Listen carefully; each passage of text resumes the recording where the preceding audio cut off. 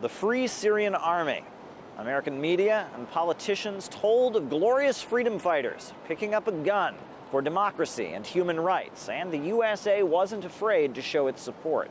The United States has been one of the biggest supporters, whether it's politically, whether it's financially, in a range of manners of the moderate opposition, including the Free Syrian Army. The administration is staking its efforts in Syria on the Free Syrian Army. Aid and assistance that we're going to give to the Free Syrian Army is used to advance the cause against ISIL. Watch the transformation of the Free Syrian Army as well. Early on, have they gotten markedly better, or is it just me? Well, guess what?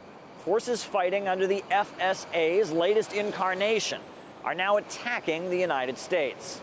As part of the deconfliction exchange, information has been received from the U.S. side that on 3rd November, a convoy of American servicemen was fired upon from the territory controlled by the pro-Turkish Syrian National Army. So how did this happen? How does a group go from being worthy of U.S. support, weapons, and training to being terrorists who attack Americans? Well, let's review the process of the FSA's evolution. As the Syrian conflict escalated, they were presented as a soft force to counter the, quote, brutal regime of Bashar al-Assad. Western journalists even visited them. They are former Syrian soldiers. They say they refused orders to fire on their own countrymen and so decided to take up arms against the Assad regime.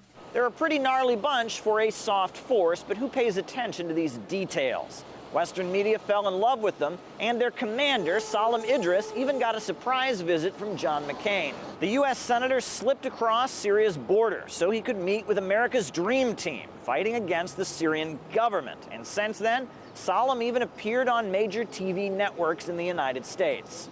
I spoke with General Salim Idris just moments ago. He's head of the Free Syrian Army. I spoke earlier today to rebel leader General Salim Idris. He connected with us via Skype from inside Syria. Idris spoke to State Department correspondent Margaret Brennan in Turkey. In 2014, the Pentagon splurged $500 million on Syrian opposition groups to the now infamous Train and Equip program. The goal was pretty glorious: 5,000 soldiers a year for the following 3 years. However, at the end of the day, the mathematical calculations ended up with a pretty big margin of error. It's a small number, and the ones that are in the fight is we're talking four or five.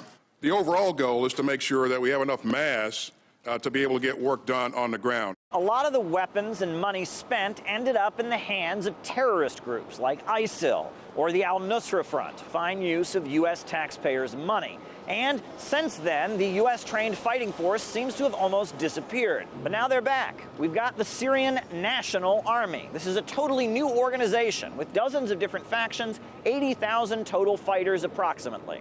And guess who their Minister of Defense is? Well, you guessed it, it's Major Salam Idris. But he's got a completely new script now. He is no longer a big fan of the Stars and Stripes.